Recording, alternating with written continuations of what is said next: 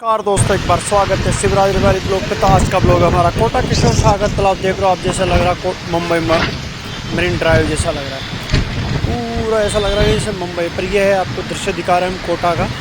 किशोर सागर तालाब है, बहुत हवा चल रही है और पूरा ऐसा लग रहा है समुंदर जैसा। बहुत खुशनुमा माहौल देखते रहे शिवराज रिवारी ब्लॉग।